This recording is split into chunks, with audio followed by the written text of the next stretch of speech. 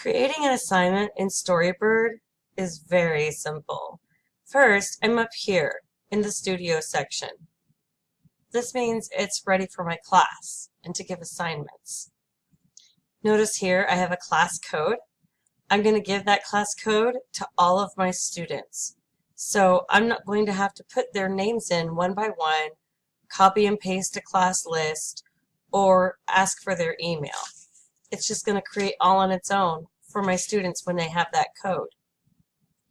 I can go over here to assignments, and here's where I create my assignments.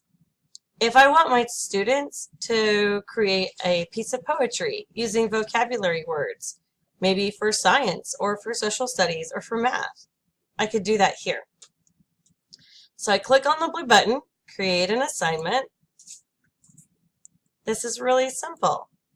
What's my assignment called? I think I'm going to call it My Day. I'm just making this up. So write a narrative that walks us through your typical school day.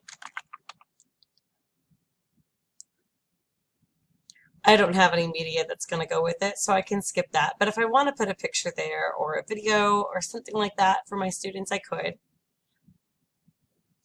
Storybird has a massive library of artwork.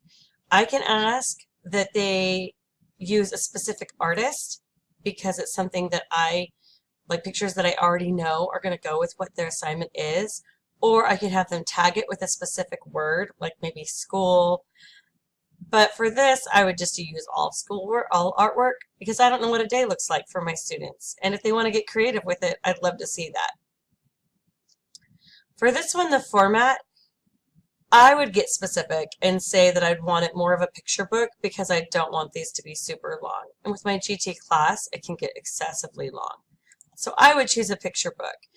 You could do a long form book if you want this to be an ongoing project for them. You could do it for a poem if you want it to be a quick, one-page, simple thing to grade, really quick and easy, and then I can put in my due date. Again, for this one, the poem, this is where you could add custom words that would pop up. In fact, you know what? Let's go ahead and do that just so you can see what it looks like. So I'm going to do day and school, typical, unusual, friends, laugh, horrible. Anyway, it doesn't really matter what I use. It's just words to show you what I'm going to do. And I'm going to include this word list. So if I do that, now they have their instructions. It tells them what I want it to do. Do this assignment. If they've logged in as themselves, they can do that. Here's all this amazing artwork that they have to choose from. Maybe they're an athlete, so we would pick that. And there are those words that I've already chosen for them to use. And they can create their poem with it. So that's how we create an assignment for our students. Grading assignments is just as simple, and Storybird walks you through that as well. You can choose your classes up here if you have multiple classes that have assignments. Over here, down here at the bottom, it will give you all of, under review, it'll give you all of the assignments that your students have been turning in. You can click on it.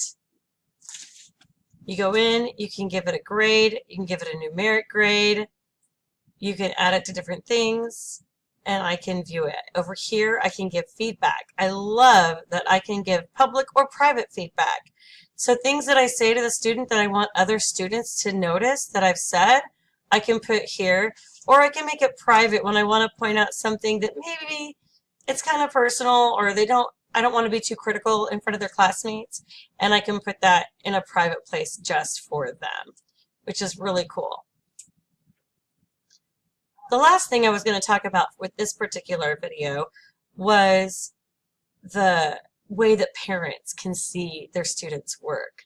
I have children too, even though I'm also a teacher, and I would love to see the books that my kids were creating in their teacher's class. So parents get their own separate link. They get a class code so they can go in and they can see exactly the stories that their child is creative. If they want to go in and make a book, that's their prerogative. They don't have to, though, in order to read their child's book.